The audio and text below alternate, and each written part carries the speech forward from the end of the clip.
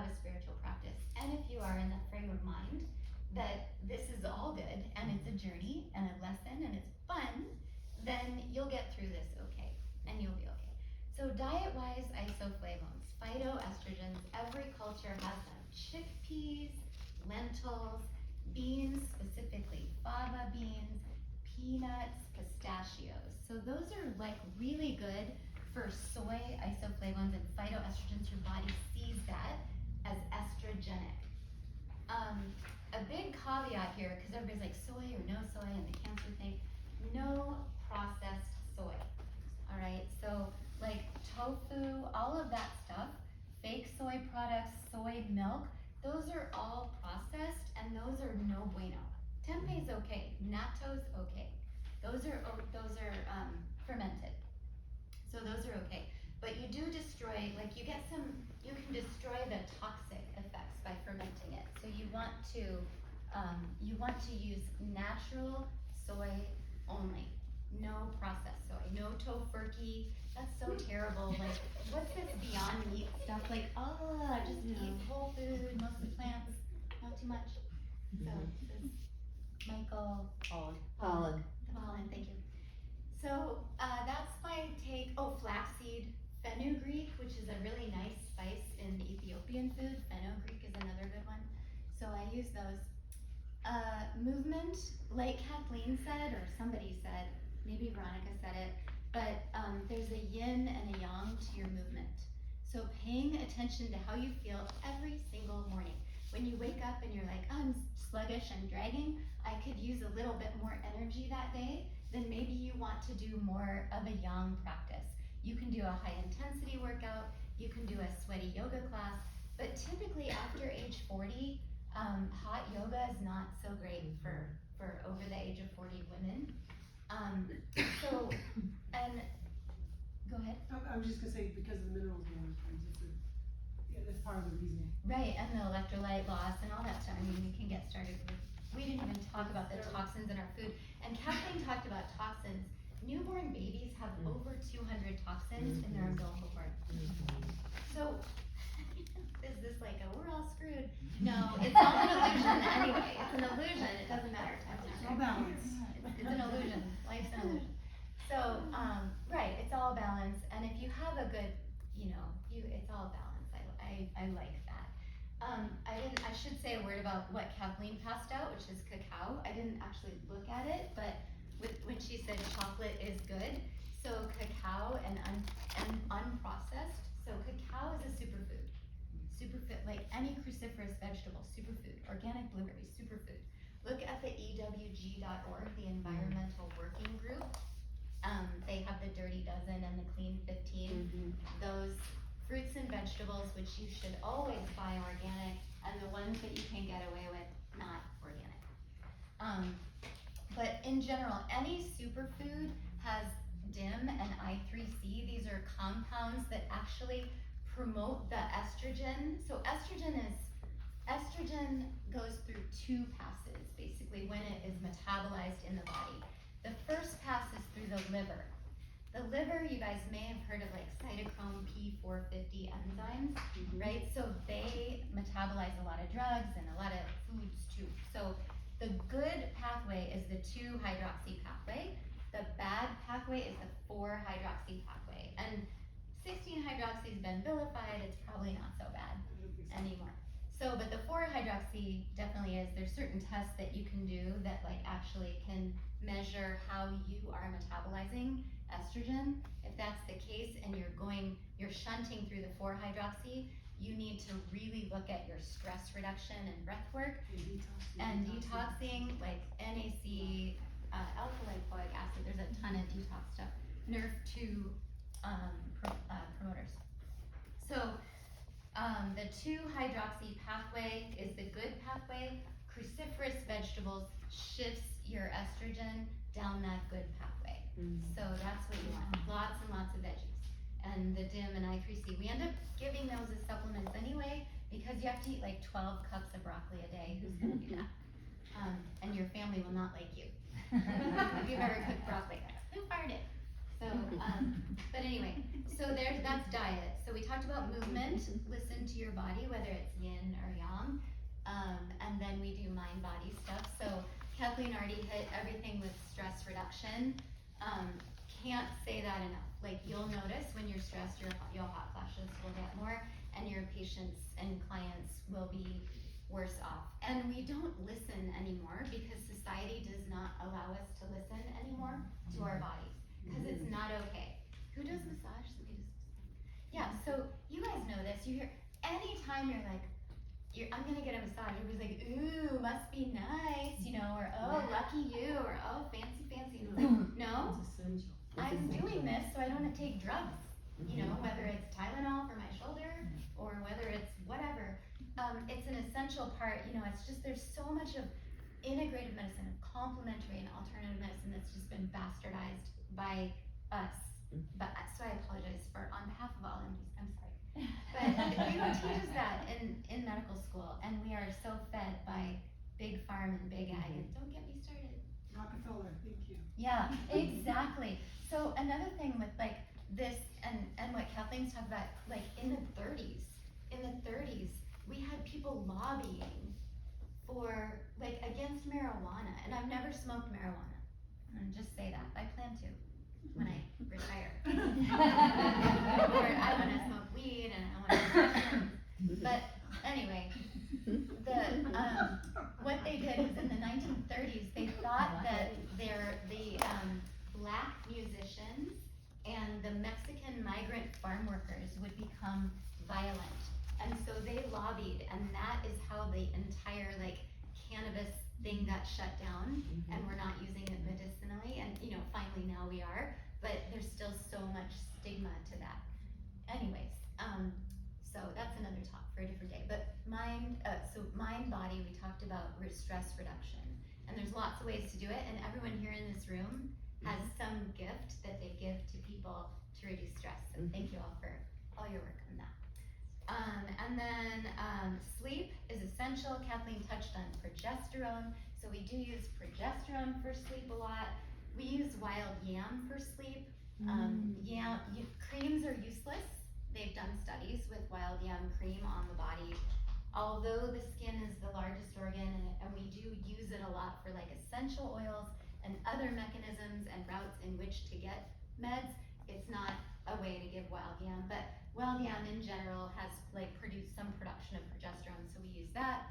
I use actual progesterone, micronized, of course. Oh, I do want to say a word about the WHI, like Kathleen touched on that, was probably, you know, people in anti-aging just are basically saying like that's the single most disservice that the medical society could have done to women.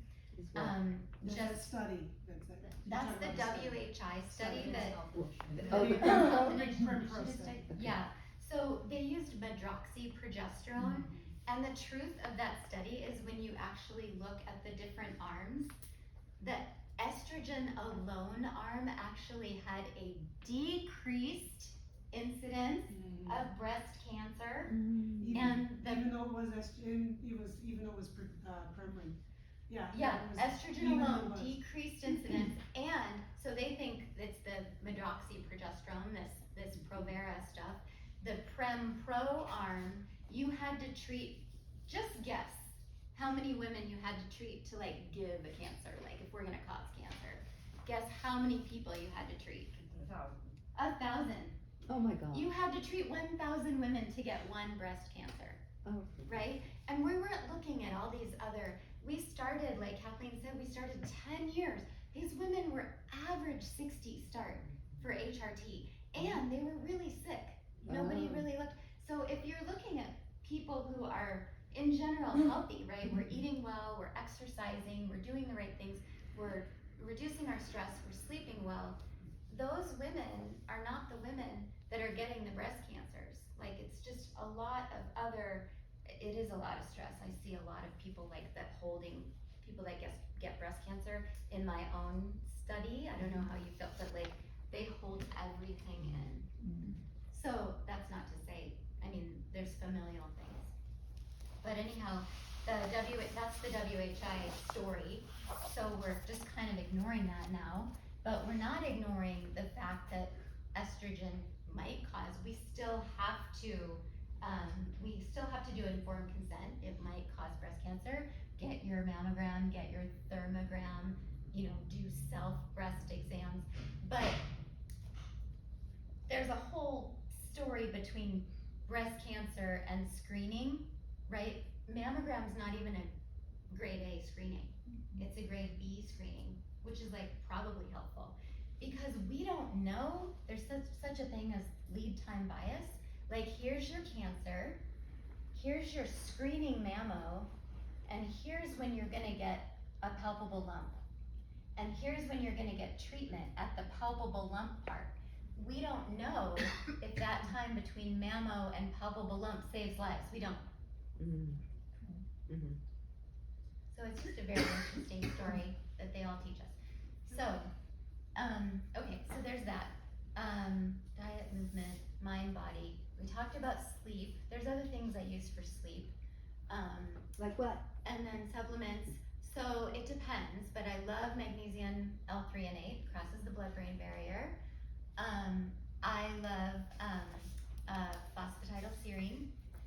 I love magnesium. I love magnesium for so many reasons. Magnesium is so good for the heart. By the way, the heart, and there's an Asian character, the heart and the brain are the same Asian character. So when you talk about like we're in our minds in the first part of our lives and then we move into our heart, it is absolutely, this spectrum is natural and beautiful and lovely and perfect. So, so magnesium L-threonate, phosphatidylserine. I love melatonin. A word about melatonin, it's not a sedative hypnotic. So everyone's like, melatonin didn't work for me. What dose did you take? 10 milligrams. Oh my God, I don't know why there's 10 milligrams on the shelf. I give 30 milligrams to people with brain cancer. There's good data. 30 milligrams, 40 milligrams. To sleep, 0.2 milligrams, 0.3 milligrams. You don't have to have all these crazy doses that are on the shelves. So the smallest dose of melatonin, it's not dose dependent, and it's not a sedative hypnotic. So you need to see the sunrise and sunset every day. You need to set your alarm and say, what time does the sun come up? 6:32 this morning. And at 6:30 you need to be outside, ready and waiting to greet the sun. Then you can go back inside and take your shower and feed the dog or whatever. But seeing the sunrise and sunset every day, right? Ben Franklin said fatigue is the best pillow. So you need to be doing those things to promote good sleep. And if you're like, I just don't know why I can't sleep, I just can't figure it out, and I need to work some more, it's only 9:30 at night. I'm sorry, but I'm not gonna be able to help you. All my little bag of tricks, you're going to have to save yourself. No one's coming for you. Great Ayurvedic knowledge. They taught that in one of the IFM classes on circadian health. And you get up in the morning. So I tell my patients all the time, play caveman. So you get up in the morning with your glass of water, watch the sunrise. Or get up, get your light in the eyes. You do your activities on water and some minerals. That's because you would have done it in the creek. Then you get out and you move around and eventually you get some food. You go after the animals that you needed to get your life together. And then at the end of the day, you wash your hands of the food before dark so that when you go in your cave, which is cool, dark, and no electronics, you don't have an animal come chase you. Right. That's your safety zone. So it's a beautiful caveman story that they suddenly go, oh, how do I actually make that happen? I don't believe in alarm clocks. I believe in my mind telling me when to get up. I have not used an alarm clock except for very, very strict times in probably 20 years. And I will always be able to say, I'm getting up at 7, okay? And if it was really something important, I might turn the alarm clock on for 7:15, but I'll tell my body 7 o'clock, no matter what, and I'll get up, well, almost 6:55.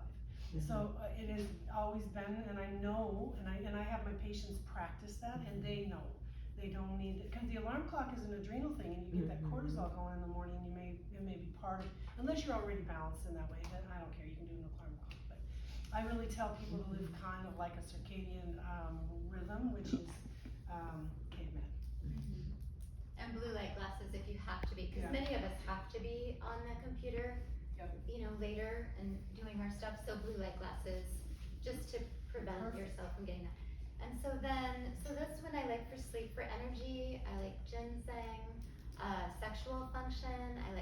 cordyceps and energy, the cordyceps mushroom. Actually, sorry, it's not a mushroom. Cordyceps is not a fungus. It's not a mushroom. It's actually the fungus that grows on the legs of the caterpillar. That's what cordyceps is. So, but I use that for sexual function. A caution, like if there's a hormone-related cancer, prostate or breast cancer history, I won't use it. There's just a theoretical risk because it does have so much, so many estrogenic-like properties.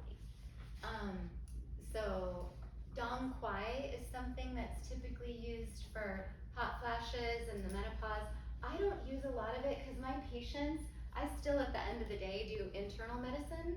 And so for bleeding, I have a lot of people who have AFib, they're on Eliquis, or they're on some kind of blood thinning thing, or so I don't use a lot of Dong Quai myself. I've made teas from it and used it short term. I do like Dong Quai for that.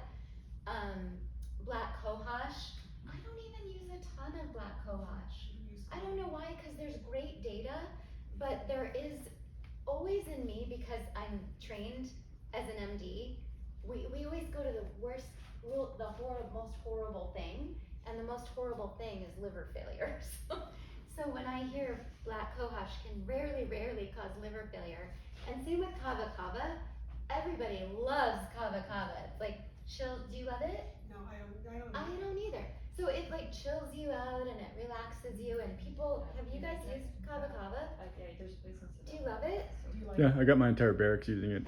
Wasn't Yeah. Japan. So people Well, love it's kava like- kava, and it's great. There's It's something in super my chill. head that says liver failure, and well, it's not in my head. It's a thing. So But would it's that be at so night? rare. Is that better at night then for people if they do? Yeah. that? So kava kava's good for sleep, but it's just an overall energy. Like it's more like an adaptogenic thing. Okay. It's not really adaptogenic. It's really like it's just really more of a sedative effect. It mellows you out, but it also raises cognition, so you actually get more functional. Focus. Yeah.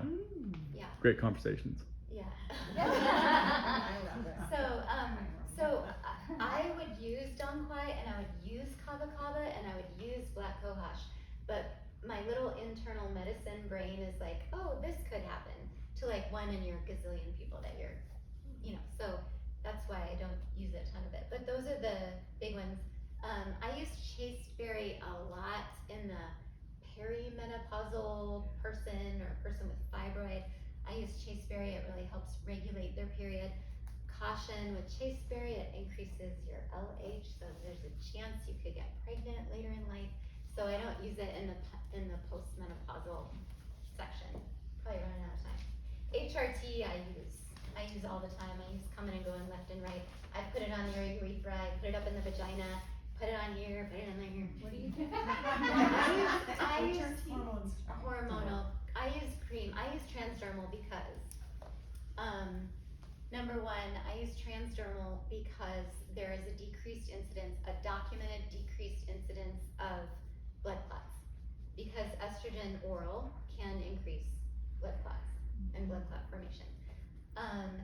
For progesterone, I use the micronized progesterone oral, partly because the troche has a bad taste, and specifically if you're on higher doses of progesterone, 100, 200, it's super bitter. Sorry, I know we're running out of time, so just tell me to shut up. But that's what I use. I use an oral progesterone. Sometimes I use a progesterone cream if people want it all in one. A lot of it is very person dependent. I have one lady, she's like, don't give me cream because my horses lick it. So they love the taste of the hormone creamer. So then, so I give her troches and pills. That's kind of what I do. That's a lot. Thank you.